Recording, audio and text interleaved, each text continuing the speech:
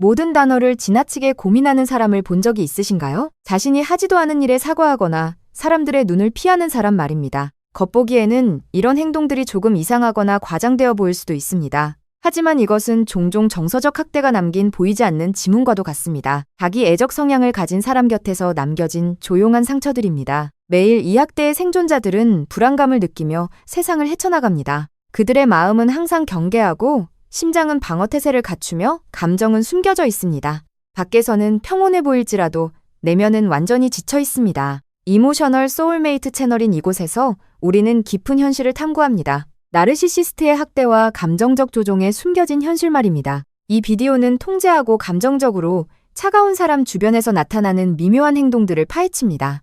수년간 눈치를 보며 살얼음판을 걸은 후 나타나는 증상들입니다.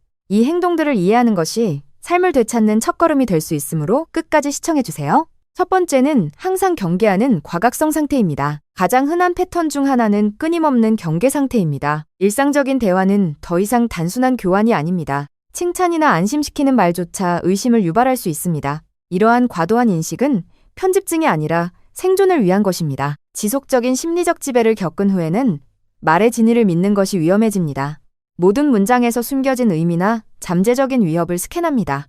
시간이 지남에 따라 이러한 경계는 완전히 습관이 됩니다. 이것은 지치는 일이지만 뇌가 추가적인 피해로부터 당신을 보호하는 방식입니다.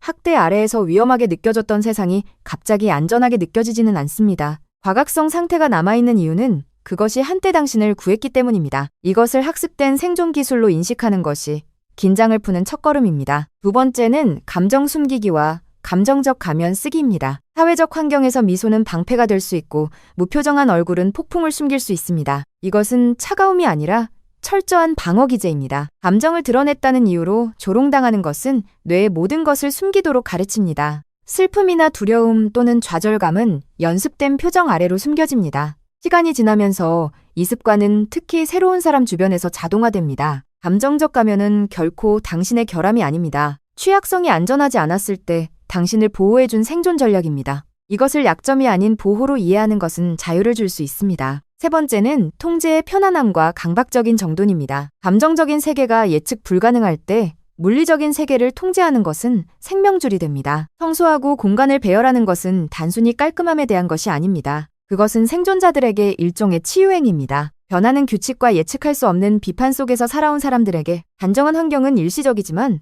확실한 안전을 제공합니다. 그곳은 규칙이 이치에 맞고 결과가 예측 가능하게 느껴지는 곳입니다. 티끌 하나 없는 방이나 완벽하게 정리된 선반은 허영심이 아닙니다. 통제할 수 없었던 세상에서 작게나마 안정을 되찾는 행위입니다. 네 번째는 안전을 위한 의식과 반복적인 확인입니다. 자물쇠를 여러 번 확인하고 문을 반복해서 잠그는 것은 버릇이 아닙니다. 그것들은 깊이 내재된 트라우마의 발현입니다. 감정적 학대 아래에서 사는 것은 신경계를 위험에 맞춰지게 합니다. 그곳을 떠난 후에도 몸은 두려움의 기억을 고스란히 안고 있습니다. 문을 잠그는 것은 단순히 침입자를 막는 것만이 아닙니다. 과거의 고통과 현재의 안전 사이에 선을 긋는 상징적인 행동입니다. 이러한 의식은 경계가 중요하며 자신을 보호하는 것이 필수라는 알림입니다. 다섯 번째는 안식처로서의 고독입니다. 만성적인 통제를 받은 후 혼자 있는 것은 외롭다기보다 회복력을 줍니다. 혼자 밥을 먹거나 여행하는 것은 반사회적인 것이 아닙니다. 그것은 치유의 과정이자 당신을 위한 시간입니다. 학대적인 관계에서 개인의 선택은 종종 비판받거나 무시당했습니다.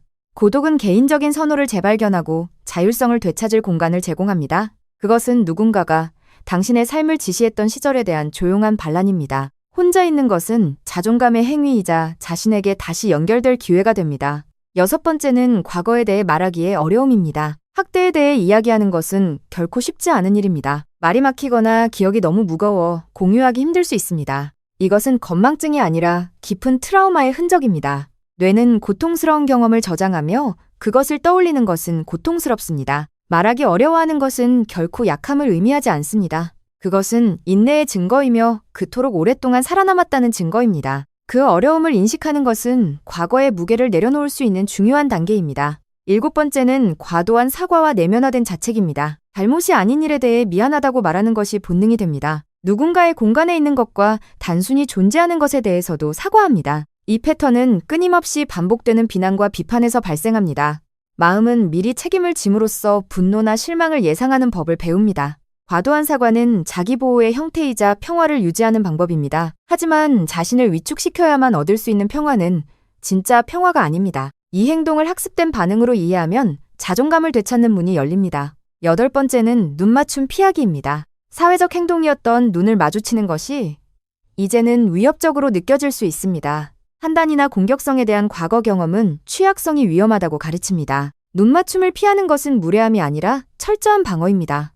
그것은 감정 노출로부터 자신을 안전하게 보호합니다. 점진적으로 눈 맞춤을 다시 배우는 것은 힘을 기르는 행위가 될 수 있습니다. 9번째는 의견을 표현할 때의 불안입니다. 차분한 환경에서도 개인적인 견해를 표현하는 것은 공황을 유발할 수 있습니다. 심장이 뛰고 호흡이 가빠지며 생각은 흩어집니다. 이러한 반응은 논의 주제가 아니라 트라우마에 뿌리를 두고 있습니다. 이 두려움은 수년간 침묵을 강요당한 데서 온 학습된 조심성입니다.